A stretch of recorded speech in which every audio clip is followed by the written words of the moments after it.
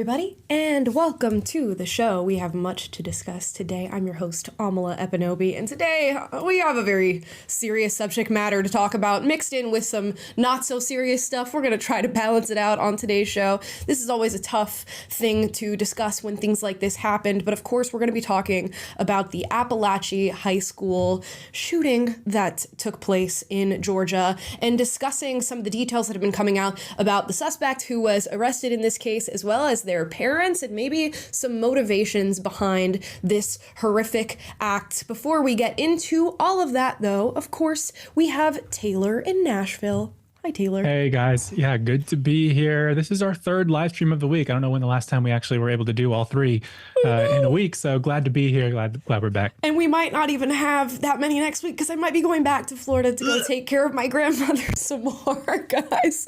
I'm sorry to tell you that, but you know, family comes first. Yes, and if indeed. there's anything that reminds us of things like that, it happens to be these very tragic stories. And when events like this take place, I think we're all reminded how fragile life is and just how crazy the world can be. Again, this is out of Georgia at Appalachia High School in Winder, Georgia, specifically, where they actually had a 14-year-old boy go into school and commit a school shooting. He took the lives of 4 individuals, 2 teachers and 2 students. And for a moment here, let's talk about the victims. So everybody has their names. We'll focus more so on that first than anything else in regard to this case. You have Christina Urmi, which I hope I'm saying her last name right. I've seen different pronunciations here, who was a teacher and a Romanian immigrant who was working at the school on the day of the shooting, died at 53 years old. Richard Aspinwall, who was a teacher and also a coach at the school. And then, of course, you have 2 14-year-old students who lost their lives as well. Christian Angulo, hope I've pronounced that correctly, and Mason Schermerhorn.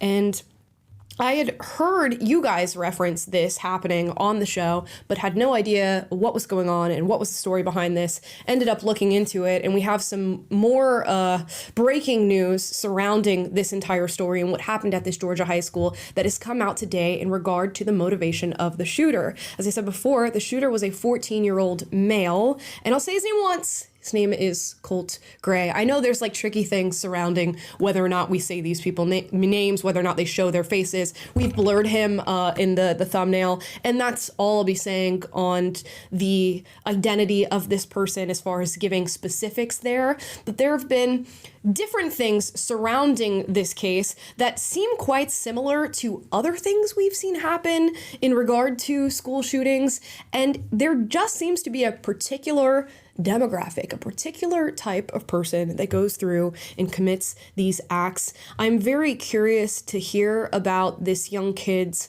upbringing. So far, we've heard that he's come from a broken home, did not have the greatest family dynamic. His mother has multiple charges and a criminal history, many in regard to drugs. So you can hear a little bit about the background and maybe understand the pieces that put together a person who commits an act like this. And we've also found out that the parent of the shooter, the father in particular, is also being arrested and being charged with multiple counts, including involuntary manslaughter, second-degree murder, and cruelty to children. And I'll show a little clip of him in court. This, let's see, I need to scratch this out. Now, he does look, obviously, very distraught, as I imagine you would be if you were going through this, not only hearing the news that this is something that your son has done, but also, you know, knowing that you are responsible. And I saw a lot of people have a pretty unanimous take on this, that they supported the father being arrested. And when you hear the story, I think you probably will too. So this young kid was actually on the FBI's watch list, and he and his family were visited last year because he was suspected of being the type of person who would commit an act like this. He was questioned about whether or not he was going to move forward with going in and shooting a school. They had found evidence on the internet that he was interested in committing an act like this. They interviewed the father and asked whether or not he had any access to firearms. The father stated that they did own firearms, but that the child had no access. And then they bought him a gun. His father ended up gifting him the gun that he would then go on to use in this school shooting. Now, why, as a father, having known your kid was investigated, having known he was on a watch list somewhere, why you would go forward and buy your child a firearm is beyond me.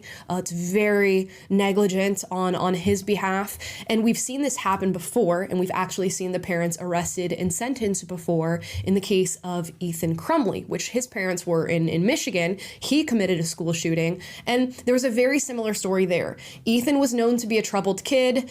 He was known throughout the school as somebody who was at high risk of committing an act like this. And actually, on the day that he went through and committed that heinous act of violence, he was actually seen by the school, and his parents were there for a meeting about some questionable images that Ethan was putting together that insinuated that he wanted to commit an act of violence. And the parents cut that meeting short, allowed Ethan to go back to school, and on that day, he committed murder. And those parents have now been charged for the very same thing, manslaughter, for playing a role in this happening. And you know what? I thought about this, and I'm obviously not a parent at this moment in my life. And I thought about what if I were in a position of being the parent of a child that ends up committing an act like this. And a lot of people want to say, well, the child is wholly separate from the parent. They have nothing to do with one another. You know, some parents can be fantastic parents and never see something like this happening.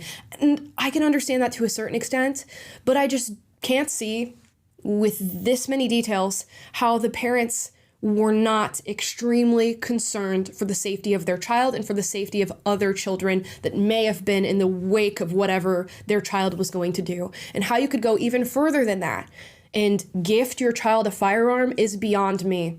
And, you know, we should prosecute parents for this, I think, to the fullest extent of the law. And maybe it will, you know, function as an example for other parents who have troubled children to really take seriously their child's mental health, to really look after their children if they are noticing problems and red flags.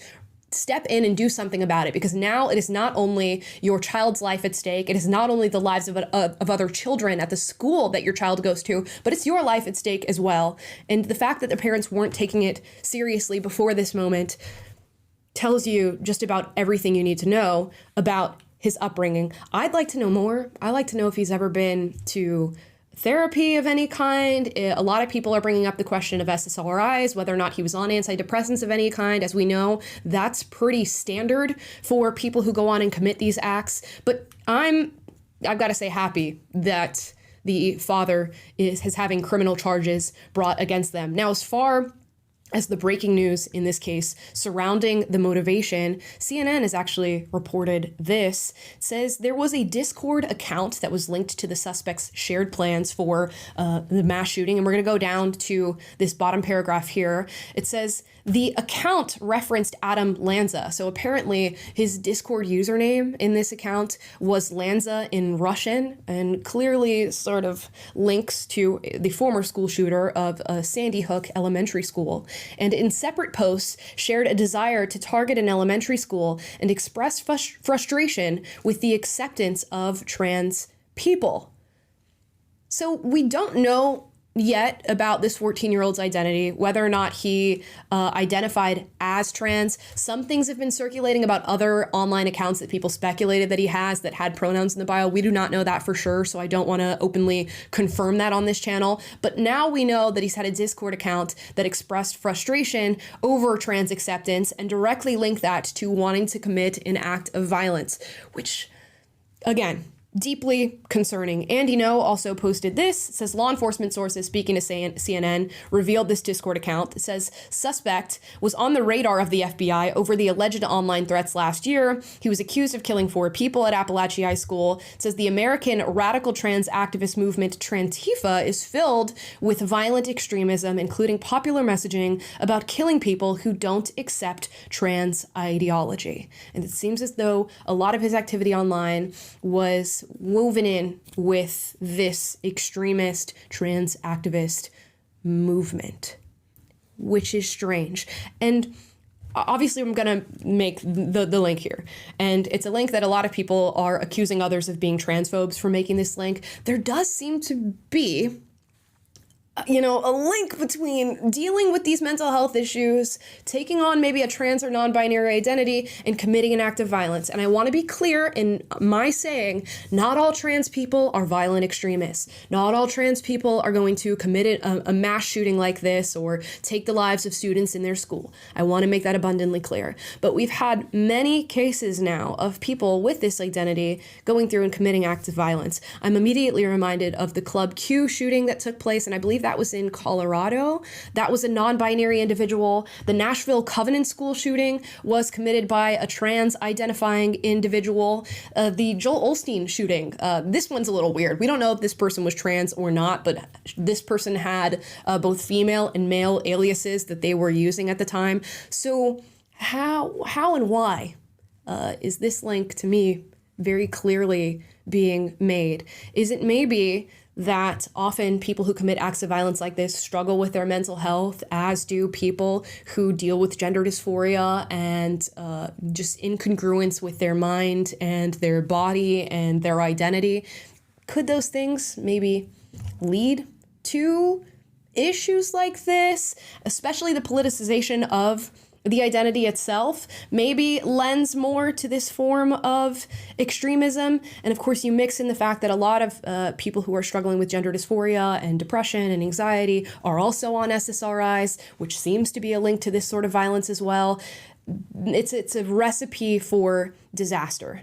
And, a lot of people are sparking now the gun debate and saying, well, these sorts of guns shouldn't be available. How could he even have access to this? And in many cases, I think we can have that discussion and entertain the debate, and no matter what, that debate's going to pop up anyways. But this is a 14-year-old. It was illegal for him to have access to firearms in the first place at all, and still this ended up happening. Now, I love that they're holding the parents accountable for this and saying, or at least the parent accountable for this and saying, you should have recognized the signs. Not only that, the FBI came to you directly and told you that there were signs that your child was going to commit this act of violence, and now you have to deal with the repercussions. I hope in every case, parents are investigated to the fullest extent possible to figure out what's going on here. But even more so than that, you would think that both the FBI and the school system that this kid was in were aware of what he was going through. Why were there not mental health interventions taking place? And if there were, why were they ineffective? That's what I would really want to know. Because a lot of times we see kids like this, we know that they are struggling through something, whatever the case may be, and we just hurl pharmaceuticals at them, pat them on the back, and send them back out into a school where they are going to terrorize the students. And it's heartbreaking every single time that it happens. And every single time almost, it feels like, as I said at the start of this, you're getting this act from a specific demographic of person. And very rarely are you hearing from the people who are in this person's community or their parents or law enforcement that they had no idea this person would commit an act like this, that they were never on any watch list. This came totally out of the blue. Almost never are we hearing that narrative. So what's happening? Is it sort of like the bystander effect where we think somebody is going to do something about it and then it just never happens?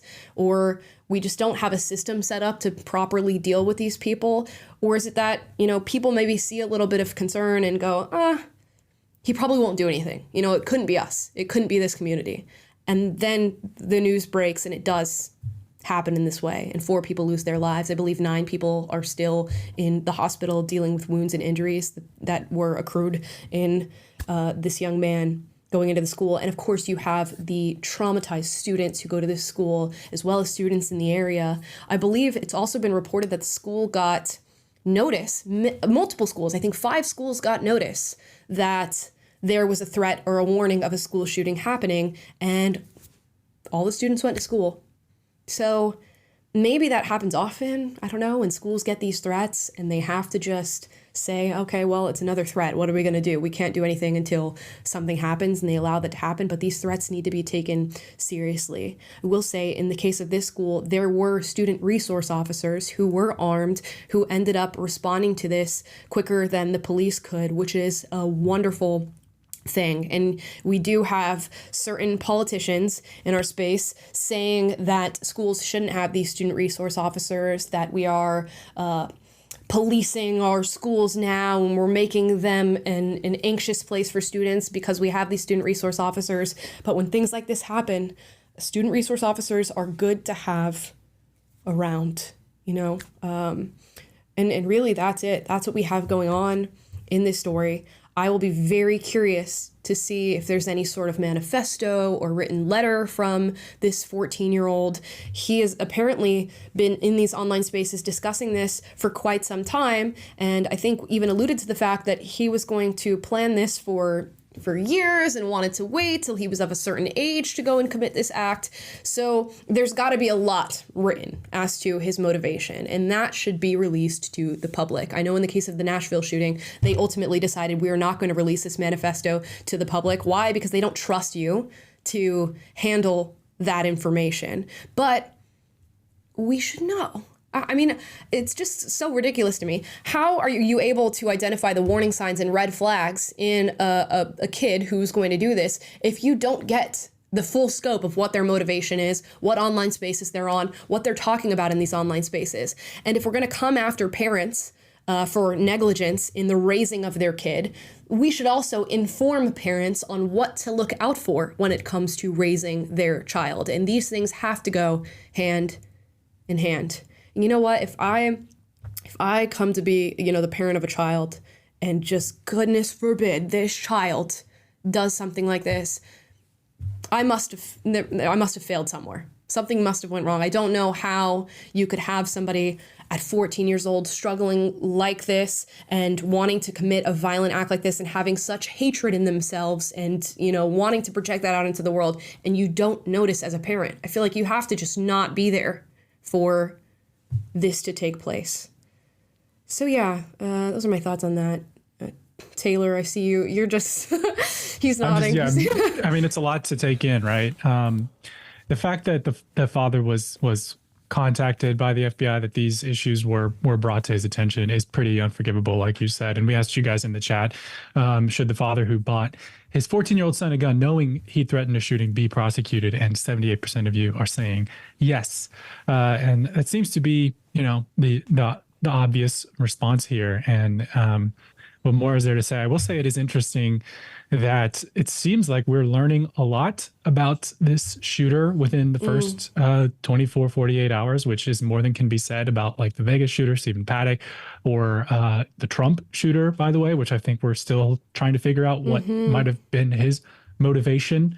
And it is really frustrating how little information we tend to get with these. The fact that these Discord revelations were made about the threats that this shooter allegedly made on Discord for a school shooting have come out already, as has information that his father had given a year ago about him being bullied for being gay, as his father suggested, and things like that. So we're getting the contours of some potential, you know, motivations. And like you said before, you can never really reduce this to one thing. It's like, oh, he's trans, therefore he's violent. Like, no, that's not a plausible, you know, that's not an accurate depiction. There's always, like, when we talk about the pie chart, there's mental health issues, there's the aggression, there's his home life, there's potentially SSRIs, there's bullying, there's lacks access to guns. There's all sorts of issues that were involved in this case. And I think it's always tempting to jump to one and then make that the whole story, when it does,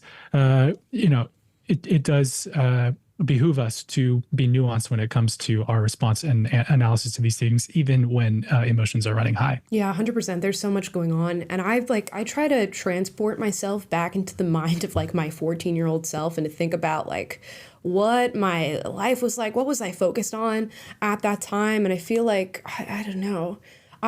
When I was 14, it was just like everything was just getting introduced as far as the internet and like all these different spaces that you could be in, the random people you could be talking to, all these different influences were just getting ushered into my mind.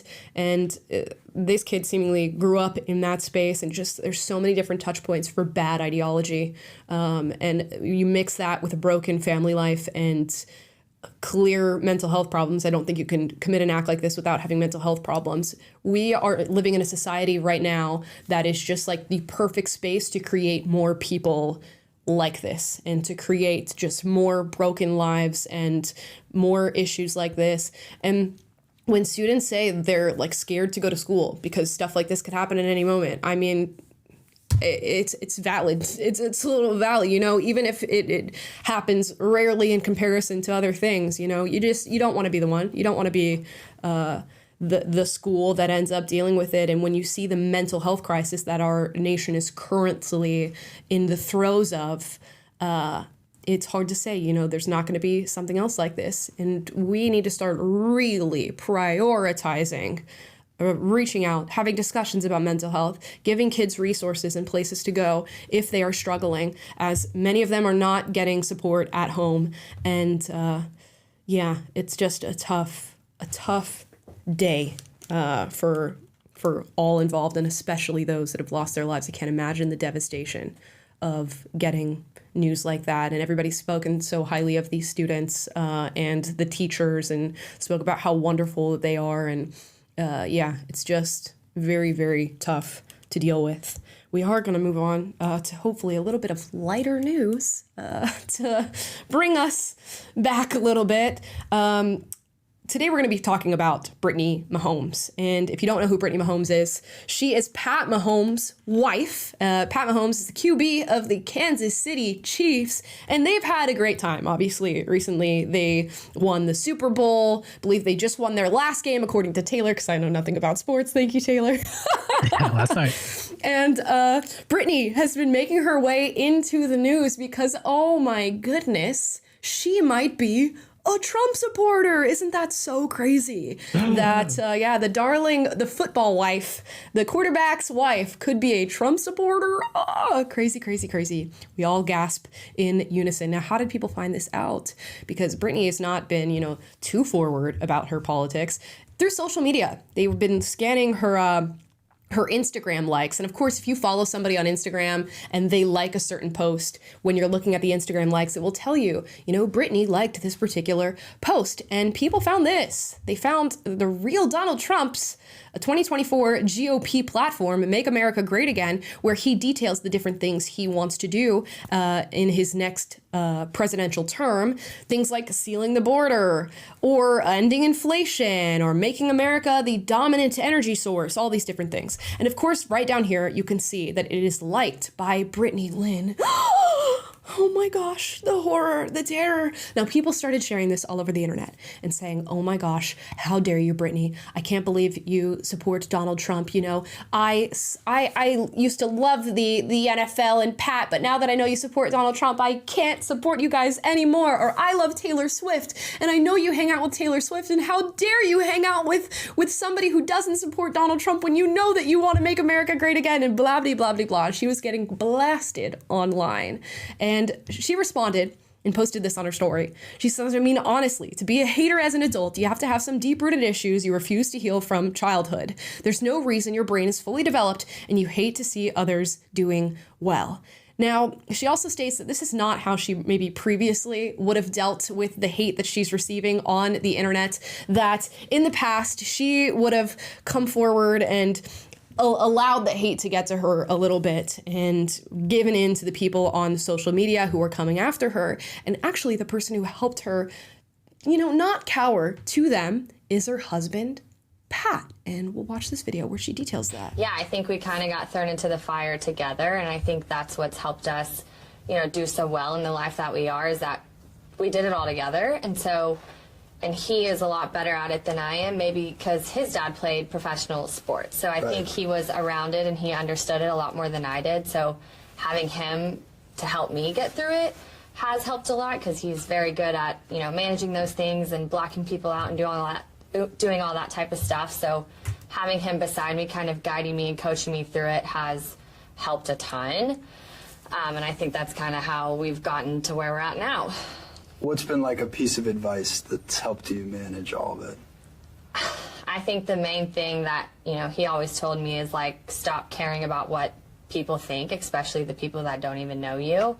And so I think social media used to get to me a lot, and now it's just like, honestly, I don't give a F-U-C-K what people have to say about me anymore. And I think he's helped me get to that point to where, you know, I'm strong in who I am, I'm confident in who I am. I'm confident in mine and his relationship, and I'm confident in our life. So why does, what other people say have to matter at all? Woo! And that's the answer. Once you realize, like, the people who are screaming at you on social media, it's like, it's real, but it's not real. You know what I mean? It exists in the social media space, and it doesn't really exist outside of that. And you take your power back, for lack of a better phrasing, and realize that you can still be who you are. You can still do what you want to do. You can like an Instagram post from a presidential nominee who 50% of the country also supports, and you don't have to care that people are coming after you and hating on you for liking it or for expressing your views in that way. And she's been subtly going through and sort of liking comments of people saying, don't back down, Brittany. You're allowed to have different opinions. You don't have to, be part of the hive mind mentality that so many have within celebrity and within this space of like media and entertainment and sports. And of course, people are bringing up the whole Harrison Butker situation. If you guys don't remember, Harrison Butker is the kicker for the Kansas City Chiefs. He went to and did a commencement speech at a college and was talking about how he has Catholic beliefs and talking about his wife and his marriage and how her life began when they got married and yada, yada, yada. And all these leftists came after him saying, how dare you have this mindset? How dare you express conservative beliefs? And he stuck to it. And, we may disagree on some things. He's highly religious. I'm not. But I'm glad that he's able to stand by his opinions and say, you know what? You don't have to vibe with what I'm saying. I vibe with what I'm saying. My family does, and that's the way I'm going to live. And clearly that's what Brittany is taking with her on this whole journey of being outed as a MAGA Republican, even though all she did was like a post. And who's also supporting Brittany? Donald Trump, of course, had to hop in and say his piece on this. He said, I wanted to thank the beautiful Brittany Mahomes for so strongly defending me and the fact that MAGA is the greatest and most powerful political movement in the history of our now failing country.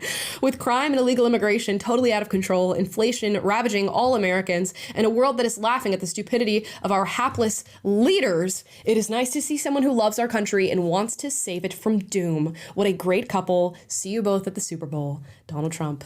Truth Social. So there you go. He's backing her as well over this Instagram like. And you know what? To me, this is, if you're hating on Brittany Mahomes, this is chronically online behavior. Trust. Her life goes on. Your life goes on. She votes for who she's going to vote for. You vote for who you're going to vote for. And guess what? One day, I want all celebrities, just to be brave enough to talk about their beliefs and values, because there does seem to be this general environment within Hollywood of, if you are on X side, just don't say it out loud. And we all know what side that is. So it's the side of conservatism.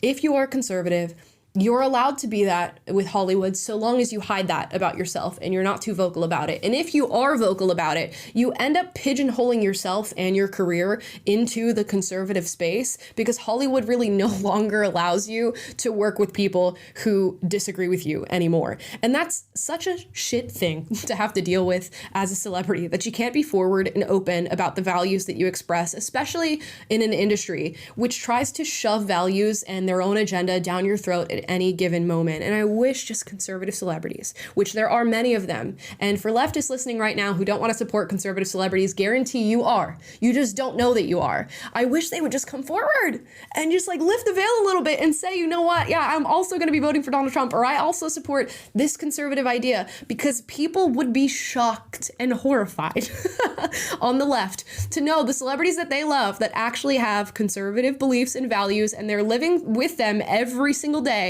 but hiding them when they go to work. And, just a few big ones, a few A-listers, please, please grant me the happiness of letting these people know what you truly believe and the fact that you've believed it this entire time while they've been supporting you. So it's ridiculous that she's getting all this hate for liking a Trump post. And there's so many others who support Donald Trump and who are in her space. And now people are reporting, of course, because Taylor Swift is being covered at all the Kansas City Chief games because she's going there to support Travis. And people are posting things like this. Taylor Swift sits separate from Brittany Mahomes at Chiefs game amid Trump support controversy. So I guess maybe this is calculated and she doesn't want to be seen with Brittany in this moment of PR crisis. And we know Taylor Swift is very calculated in that regard when it comes to her public-facing career. But there are also reports from sources saying that they still hang out together after the games. And I hope that it's just, you know, people blowing it out of proportion and that you're not actively doing this whole thing where you don't sit with her publicly, but you hang out with her in private because she liked a post from Donald Trump. Because that would be just so garbo if that is the way you are treating your friends in the midst of a PR crisis. I wonder if she did the same with Blake Lively when she was in all that "It Ends With Us" controversy. just Blake, stay away from me for a few weeks. You can still, you know, come hang out at the pad after work when there's no paparazzi to see us together. But yeah, hopefully people are blowing this out of proportion. And you know what?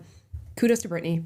Go Brittany for standing up for herself and saying, you know what, yeah, you guys can hate on me if you want. At some point, you kind of have to rip the Band-Aid off. Like, how much do you want to continue to hide the things that you believe? And for how long is it, like, fruitful to have to hide that part of yourself just to maintain status or to maintain this sort of likability within the public space?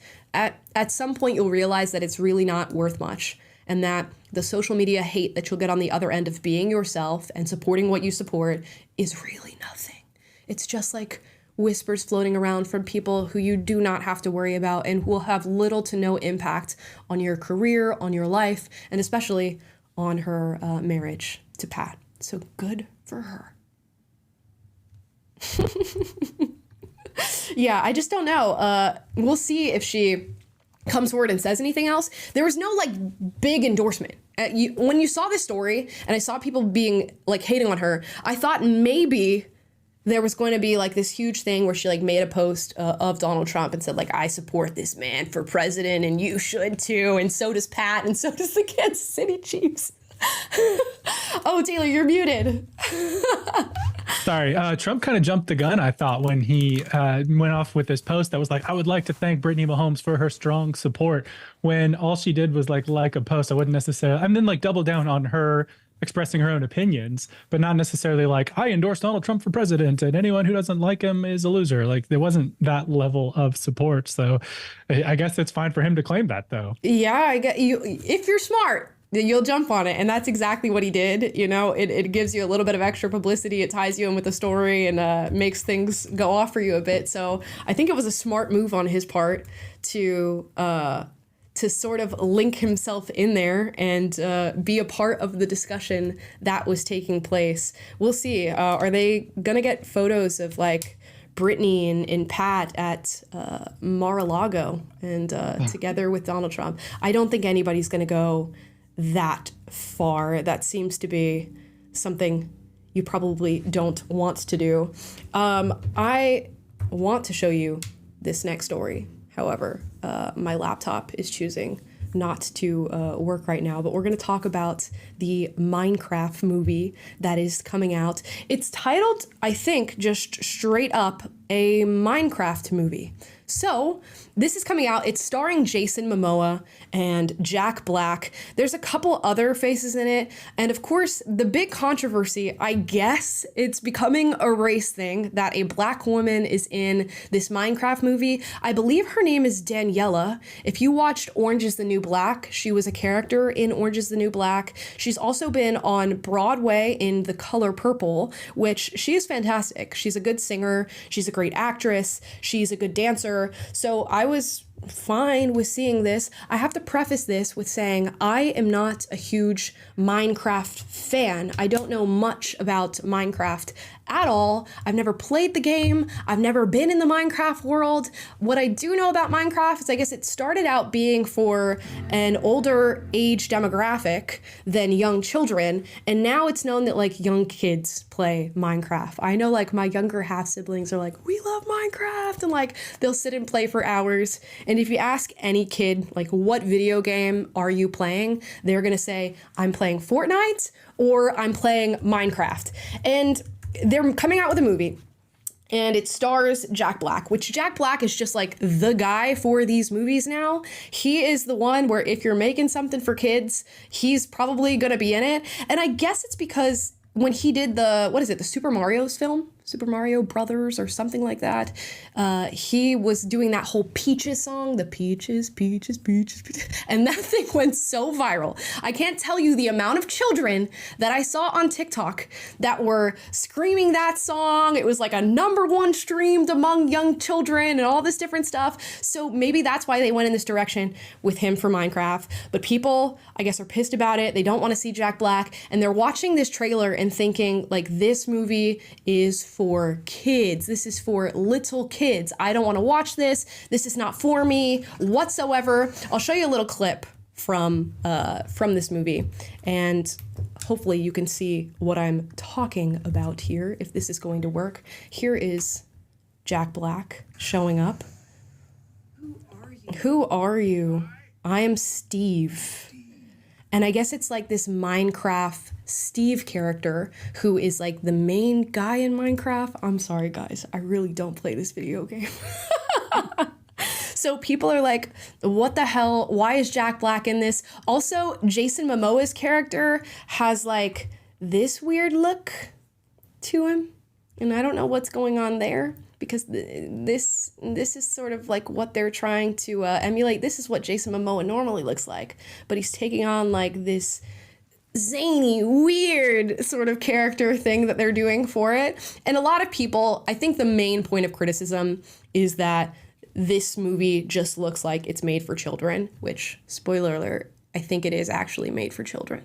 So I think this is made for a much younger demographic than anybody who is going to be watching this in adulthood. Of course, you have your like woke movie watchers like Critical Drinker. He's talking about this on X and saying, if modern entertainment was a single image, and here are your Minecraft main characters. And of course, yeah, she's been a big point of contention here. Now, again, I don't know the Minecraft characters, or if there is like a wide swath of Minecraft characters. I know the Minecraft Steve thing, and that's Jack Black. And then you have these all strange characters. So I don't know if they're made up and they just got to insert their own people into this, or if they're actually a part of like Minecraft lore or not, which you guys will have to let me know about that in the comments. Nick Fuentes ended up posting about this, and here's his tweet.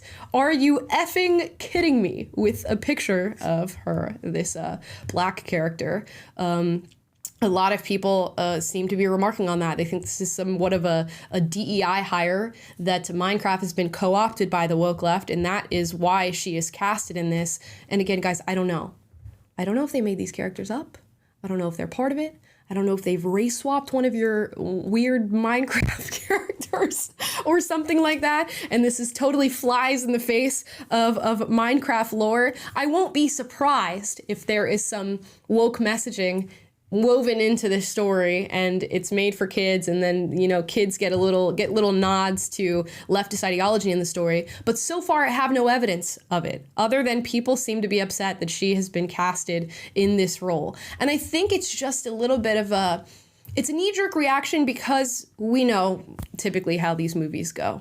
We know that if they're going to create something that a lot of people have like a beloved attachment to, they're typically going to pretty much mess it up.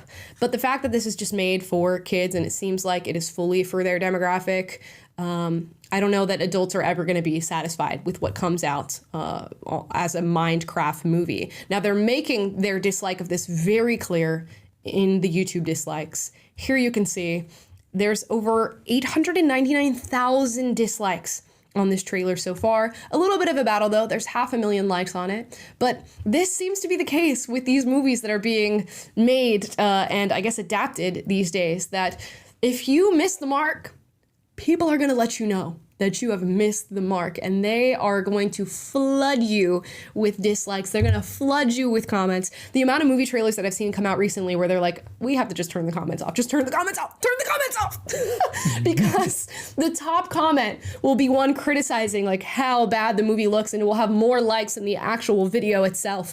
And Minecraft is another one of those things. The video game space has been wokeified for quite some time. So I am just curious to see if they do the same with this Minecraft movie. Taylor, have you ever even played Minecraft? I've not. My nephews play it, or at least they used to. And from what I can tell, it seems like a pretty cool concept. You can be creative and mine for materials and then build cool stuff, mine and craft.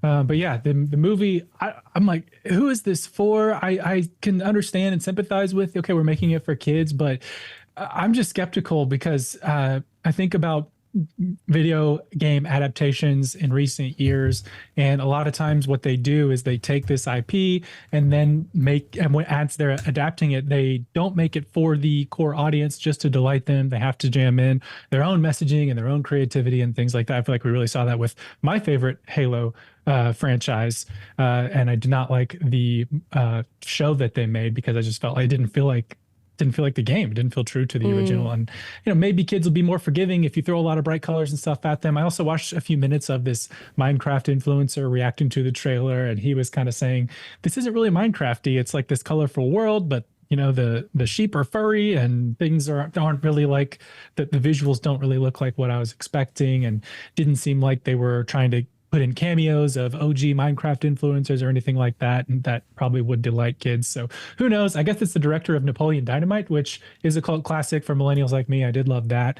But yeah, I don't know. I mean, this movie's not for me, and apparently it's not for any of you guys either. I asked you in the chat, does this Minecraft movie appeal to you? And 91% are saying no, and 9% are saying yes. So I just don't know who this is for. I think the YouTube bombing of the dislikes maybe reflects that a little bit, but who knows? Maybe it comes out and the kids love it and it becomes a sensation, but I'm skeptical at this point. Yeah, I feel like kids like just about anything that has to do with something they love. So, and I don't think kids are like quick to criticize the accuracy of something. So this probably will be pretty big among the kiddos that watch this, but I could see as an adult just being frustrated because I guess Minecraft has a pretty large, many demographics of people play Minecraft of all different ages, all different backgrounds. So I could see that this trailer does seem tailored towards a certain demographic and may or may not have some of those more like woke diversity, equity, and inclusion elements in the storytelling. And that's going to turn off a lot of adults. And it sucks to see like so many of these very, very high budget films being churned out and they're so subpar quality, not even just in the messaging, but just like in the animation and the things that you're seeing. Like, how is it that you put $200 million into this and I'm seeing real bad animation? Like, I felt that with watching The Little Mermaid. You're like, millions of dollars went into this live action remake of The Little Mermaid, and I don't see any of it. I feel like there are some YouTube creators who do animation that could do a better job at recreating some of the things that you put in this film, and that seems to just fall short. Same thing with Star Wars The Acolyte. Millions of dollars funneled into every single episode of this show, and you're looking at it and going, it looks okay. Space Fire is expensive almost. That Space Fire is expensive. Yeah, millions of dollars worth of Space Fires. I am a little hung up on the Jack Black aspect of this. Like, you saw this, you showed the side by side of the character that he's allegedly portraying, and then the way he looks in the movie, and it's right. Like maybe there's a little bit of resemblance there. You can show it if you want to. There, yeah. But it's like you could have like had him shave, you could have colored his hair. Like, it looks like he literally rolled out of bed and went to the film studio and they're like, all right, we're gonna shoot the Minecraft movie. I guess if you're casting Jack Black in something, you're getting Jack Black, like he's basically his same humorous self, which I kind of love. Like, I love School of Rock. I thought he was good in Gulliver's Travels, which is another movie where he's kind of inserted into a crazy fantasy world. But yeah, it was like, I don't know. There's something about it that's like, it does. If you're going to put me immersively into this other world, but then it's just like plop Jack Black right there. Something about it just didn't hit. I feel like that is so Jack Black. Jack Black plays Jack Black, like in everything that he does for the most part. So yeah, I think you're right. And like when you're getting him, you know what you're getting. And I really do think they're just piggybacking off of the popularity of that Peaches song. I can't tell you like how many kids were screaming that song, like in the car, leaving the movie theater for ages. Just the amount of time I heard Peaches. Oh, goodness. And then he went and did all the performances and was singing it live and all the kids are watching it and stuff like that. I think they just I've never heard of this song. That's really? Crazy. Yeah, no, yeah. It made a splash among the little ones. I really think they're just piggybacking on the success of that. Guys, we're going to get into your super chats on today's topics and hear from you. I've been seeing you guys chatting down below. Oh yeah, lots of opinions in the chat today. Let's see if they're any good.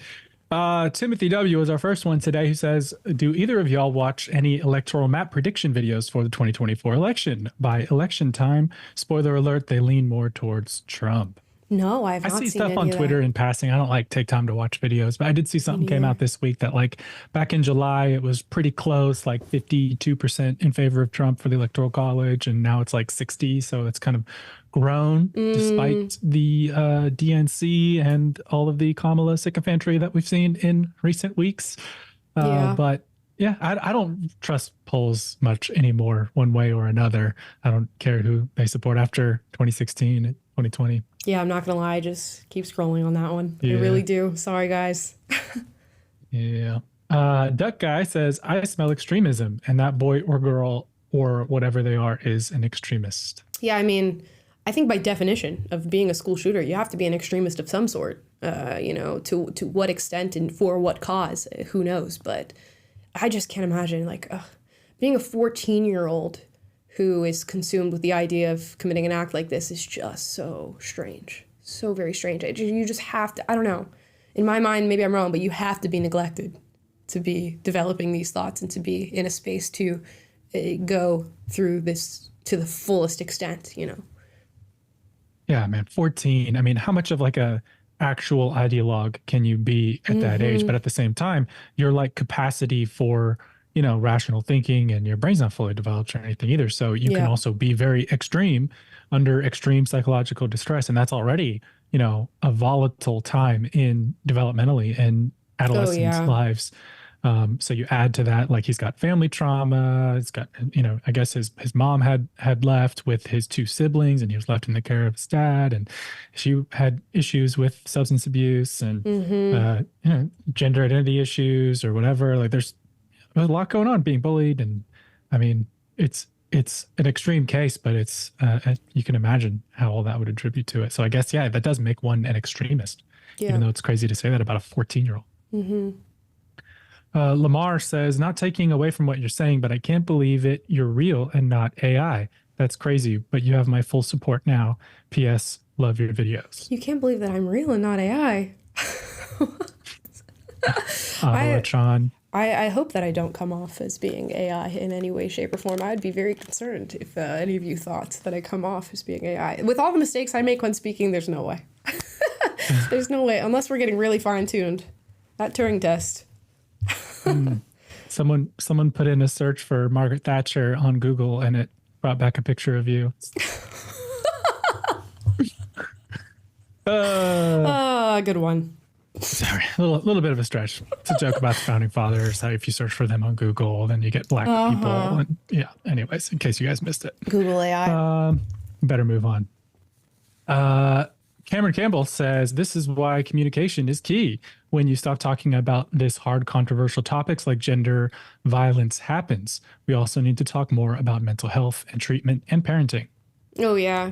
I mean, yeah. And I'm like wondering, like, what are some substantive things you can do at a school to make sure that this is like addressed? And I don't know. There should just be like resource postings for kids, and maybe there's just a discussion at some point during the school year of like, if you're struggling, you need any help, here we have resources set up for you to reach out. I don't think there's enough.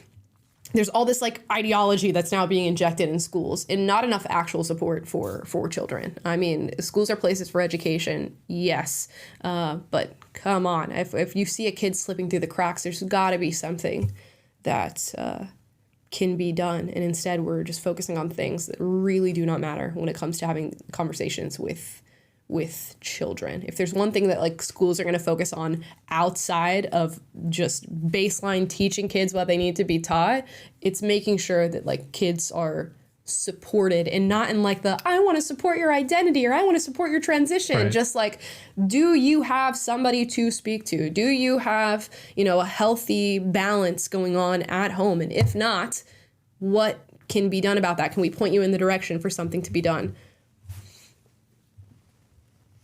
Here. See, Brian Kuhn says, love watching your stuff. Keep at it. Thank you. Appreciate that. Thank you, Brian. Sheila Pugh says families are under attack. Parents aren't allowed to parent, and our children are being indoctrinated and sexualized from such a young age. Yeah, I'm wondering if this does end up being like a trans thing, or like he's interested in this as like a point of activism. Where did you hear about that? When did that become a thing? True that. I will say, I mean, in this case in particular, the parent in question, I mean, is duly being prosecuted because he was allowed to parent but failed in doing that by purchasing a firearm for his 14-year-old son who he knew had made threats and expressed a desire to conduct a shooting like this. So you're getting it in this case from both those external sources, and your own parent is basically failing you in this regard. And that's why I think it's totally justified that he's being prosecuted. And it does, but like you were mentioning before, Amal, it seems like a total failure, obviously on the part of the parent, but also on the part of the FBI and whatever other, like, you know, you don't want to blame like the guidance counselors at school, because in one sense, how could they know? But also like, man, something didn't get through to this kid. And the first line is definitely with the parent. Second line is the FBI, who received a tip about this, but also like, what else could have been done? And you know, you hate asking that after the fact. Yeah. I just can't imagine like being a parent and being like, this is what my 14-year-old needs as a gift. This is what I'm going to buy my 14-year-old. Something they're not even allowed to have. It's just crazy. Crazy. It's wild. FYT says the age of gun ownership globally is startling to me. In Australia, we do have young people who can use guns at 11 and 12. However, they have a minor license. Our full license is granted at 18. Right, and isn't like they can only be used for like certain purposes in Australia? You guys have to fill me in. My boyfriend's Australian, I should know all like, that. You know, supervised hunting, and like if you're participating in like, you know, target shooting sports or things like that. But again, pretty much every like you know, stipulation that you could think of that would try to you know, accommodate different situation or account for, you know, abusive situations is already written into regulations and laws, so far as I know. But at that point, you're getting into minutia, and we'd probably need like an expert on gun laws to weigh in on this. Right. Elizabeth Ramsey just sends a super chat, no message. Thank you, Elizabeth. I'm gonna refresh here. Diva Dawn says, these lefties are a hot mess. Kamala is parroting many of Trump's policies, calling them original and being applauded, but Trump is still demonized. Yeah, I've been seeing her. They've been using like images of Trump's wall for like her policies, prescriptions. And then she, of course, is doing the no tax on tips thing, which was Trump's thing. So yeah, she's piggybacking a little bit, and we'll see how that plays out. We'll see how that plays out at the debate. I think CNN this week surprised and finally kind of called her out on that. There was a clip going around of them being like, didn't she just steal all these policies? And did she previously advertise against them and speak out against the border wall? And now she's saying it's part of her platform. I mean, it's so in your face. It's like, is this fiction? Like, how can she expect to get away with something like this? Yep. But They'll manage. They'll manage. Yep. Timothy W. says, if Kamala wins, she'll paint the White House and rename it the Black House. Tell me I'm wrong. Oh my gosh. You know, that wouldn't be the most shocking news ever. But honestly, yeah. it wouldn't be that crazy, to be honest. Yeah. Triple Z says, majority of gun owners follow the law to the T. Than most people because of how serious responsibility it is to own a gun. Criminals will commit crimes and access guns illegally, ignoring the law. Yeah, that does seem to be the case. I mean, I'm open to hearing arguments about people saying if these things were banned altogether, then there would be no access in the first place. But I just can't imagine that like a kid like this or somebody who wants to commit an act like this is not going to find a way to do it, you know? Yeah. And even so, I mean, you have to weigh like whatever marginal increased chance there is of something like this happening with guns against the, you know, the whole purpose of the Second Amendment.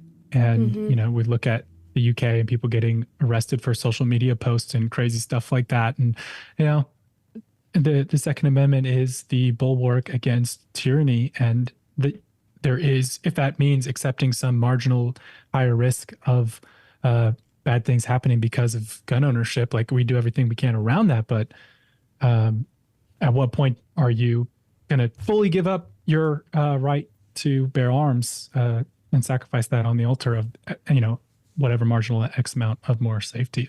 It's a tough question and obviously a contentious one. Of course, yeah. And then like this weapon has been available for decades, and like this has not been happening. So like, what is happening within our society that this is on the up and up, and these things like this continue to occur when there's been plenty of opportunity before for it to happen, and it hasn't. It's very interesting. Yes. I can't. Like I'll we talked about pretend. before with the pie chart, like short of dispensing with the Second Amendment, there are plenty of other areas in which we are not doing everything that we can, that maybe we can do everything that we can. So we should all agree that we can exhaust those without political contention first. And then, we can still debate the remaining, but we should at least, get to, and I think that's sensible, and most people would agree with that. But for whatever reason, that's usually not how the debate turns out. Yeah, it's true. Sup, my dude says, I get why you censored the stream title, but it looks like a completely different word. I thought maybe it was an anti-trans school defecator. It does kind of look like that, doesn't it? That thought did occur to me, but I figured you guys can figure it out. You guys are smart enough. It does. We believed in We you. just don't know what's going to happen. Sometimes YouTube sort of shadow bans certain words and things, so try to err on the side of caution.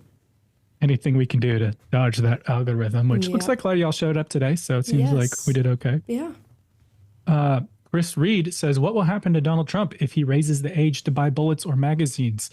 3 people he cannot mess with: the NRA, the gay community, and immigrants. They will get him out of the office. I mean, I don't know. We'll see. I'm open to hearing arguments about all these different things. I don't know.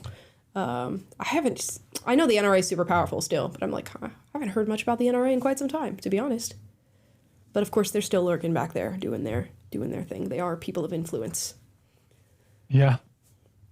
And to that point, I'm like, you've heard me, broadly, I'm in support of Second Amendment, but I'm sure the NRA does some shady stuff that overreaches in certain ways, and I'd be first to criticize alongside you if that's the case. So it's hard to try to be nuanced and consistent in good faith, but we try. But also, like, raising the age to buy bullets and magazines, I'm open to that argument, but that also wouldn't have affected things in this case because it was the father who provided the gun and ammunition. So I think like going after the father is one of the best things you could possibly do. One of the best things you can possibly do. Because if you think about like, okay, what are the people who are, I guess, stepping stones in something like this happening? Parents are number one. 100%. Who's with the kid most of the time? Well, in today's day and age, parents aren't with their kids most of the time, which is just crazy. A whole different discussion. But you are, line one of defense on this. Then you have like the school and administrators. And I do think like if the school was aware of this, or they have like any sort of information about prior investigations into this kid and he was not kept away from the school, somebody needs to be held accountable there as well. But going after the parents is one of the best things you can do, because not only is it, pointing out punishment where it needs to happen, but it does set an example for other parents that you cannot just bring a child into this world, neglect the child, or even go further than that, allow your child and give your child the weapon with which to carry out an attack like this. 100%. This is a tough. Neaversary Reactions Gameplay says, finally caught your live. I was a Democrat and voted for Biden, but now I realize I was so lied to. Thank you so much for your content. It taught me so much. Oh, thank you so much. That is so awesome. That is so sweet. I always love to hear from people who are on that whole journey and on that track. So that's awesome. I'm glad we could help. Yeah, glad you're here. Sorry if I pronounced your name wrong. Neaversary. Try it again. Celtic Blacksmith says, just lurking today because I'm not my normal jester self, but my power might go out due to storms. So I want to wish Amala's Gam good health this weekend. Thank you. Yeah, and update, she is doing better. There were so many times, there's multiple times where this woman fought off death in this whole process. And it does seem like now she's in a rehabilitative stage. So fingers crossed, not out of the woods yet, but yeah, what a scary time. I can't imagine. And my grandmother, so strong. She has gone through being in the hospital for weeks now at this point. Like hospice conversations multiple times, all these different things. Not a single tear. Not a single tear. She's dealt with it like with such strength. It's insane. Insane. Wow. Yeah. Well, we're glad for the update. Yes. And what a strong lady. Celtic again says, good health starting this weekend, forever for life. Oh, it's continuing. I want to wish Pamela's grandma good health this weekend, good health starting this weekend, forever for life. You know what I mean? I'm just going through it. Y'all, my head's not working right. Oh, no. Hope you're doing all right, Celtic. We get you. Thank you. Ray Padtip says, 40 years old here. I'm hyped for the Minecraft movie. It feels like it's going to be a surprising, fun blast, like Lego movie. Oh, good. I'm glad. I'm glad that you're looking out and you think it's going to be a good thing. And hopefully it is something fun and entertaining. Barbara Boyden says, what do you think of the rumor that Taylor and Travis's relationship is fake? Okay. You sound... Taylor can confirm You opened this. the can. You did open the can of worms. Taylor can confirm this. From the outset, I have believed that this relationship is PR. I don't know. It's not really been confirmed yet. These have been like minor stories that have been popping up insinuating that this is a PR relationship. But from the moment I heard these two were dating, I was like, this is not real. This makes perfect sense for like the NFL to put together something like this, for Taylor Swift's management team to put together something like this. Travis claimed that he went to a Taylor Swift concert and made her a friendship bracelet, and that's like how he wanted to meet her, because if you guys know, Swifties go to the Taylor Swift concerts and they trade around bracelets all night during the concert. So Travis Kelce, okay, this guy on the Kansas City Chiefs made a friendship bracelet and went to a Taylor Swift concert and wanted to give it to her. Give me a break. Give me the biggest break of all time. It's going to be a big break. He did not do that. He didn't do it. And I don't believe it. And it exactly sounds like what somebody would put together in a PR package when trying to pitch a couple. So A, they either met naturally and not under the circumstances that he's now fabricated to tell like this story of them becoming a couple, or they're a PR couple, which we all know Hollywood puts together PR couples all the time. It is one of like the best strategies to like rise to prominence and get your name out there and start circulating and have people talking about you more. And they're very strategic in creating couples. So my theory is that they've always been a PR couple, but it's not been confirmed yet, even though there are stories saying that they are. I don't know, man. That seems like a lot of gymnastics to me to cook something up, but maybe that is how the world works. You know, I used to work for an agency in Hollywood before I started for PragerU, and there were people who like worked with very prominent influencers and were in the business of making influencers out of people and like generating stories and followers and just very, very shady ways. I can't name. I guess I could, but I'm not going to, just in case. But yeah, man, there are people who have achieved high levels of fame through total manipulation and BS means, and I can say that that's for sure. You have to think about it. Like there are ladder climbers everywhere. There are like women who go to football games and basketball games specifically to like seek out these relationships and create this sort of like strategic couple thing like that. Why would you not form that into like a business and have a PR company that does that for celebrities, or like have management that does that for celebrities? It makes perfect sense. As a celebrity, you're dating another attractive person, you're set up with them for just a little bit, and then you can go on about your business, and then your fame is increased, your money is increased, everything, like secure the bag for this fake relationship. And maybe you might even end up like liking them. Maybe you guys are compatible. But if you do not think there's a business in creating celebrity couples, I have something to tell you. Sit down. You need to make the investigative documentary that exposes all of this stuff. I really do. Bombshell. I'm just like, man, this is all too much for me. I'm getting too old for this. I'm just gonna go read a book and pet my cat and crawl under a rock. Elena Richardson just sends a super chat, no message. Thank you, Elena. Luke Ekblad sends a super chat with a high five emoji. Appreciate no message it. beyond that. Thank you, Luke. Anisha says, does anyone remember the AC movie from 2016, or was I the only one that was a little traumatized? I have no faith in filmmakers anymore. AC movie? Oh, Assassin's Creed. No, I never watched that. Was that Jake Gyllenhaal? Or was he? No, he was in Prince of Persia. I get those Michael confused. Fassbender. Oh, wow. He was in that? I never watched it. They've got a lot of pretty big names in this. Huh.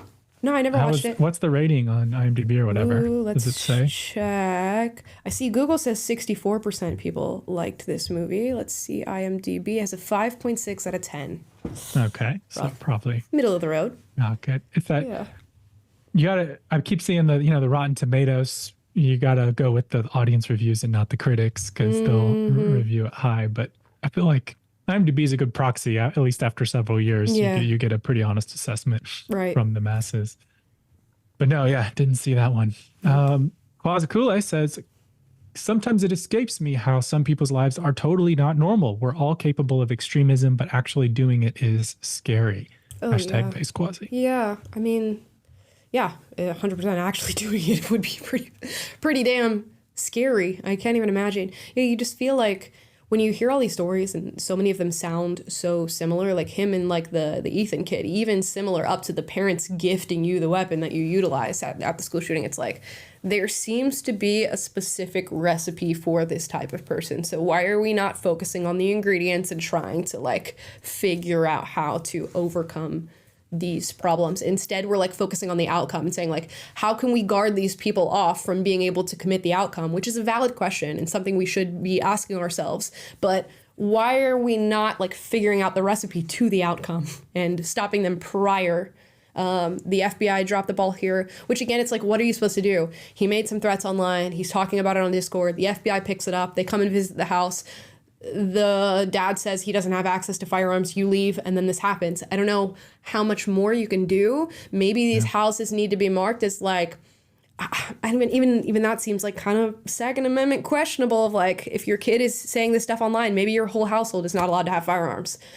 But it's like, okay, can you bar off a law-abiding citizen because their child is showing signs of possibly not being a law-abiding citizen? I don't know. I don't have the answers. Luckily, I don't work in the field of creating answers to these things. Elena Richardson says, you're some of my favorite creators, but I got to use my first chat to bully. Amala, you always say whether or not, and then add or not again. I say whether or not or not? I don't understand. Maybe not all in one. But you have to I don't know. whether or not. Whether or not you do blah, blah, blah, blah. And then maybe like, or not something else. Like, Okay. I don't know. I'll have to catch myself saying it. You guys, Yeah.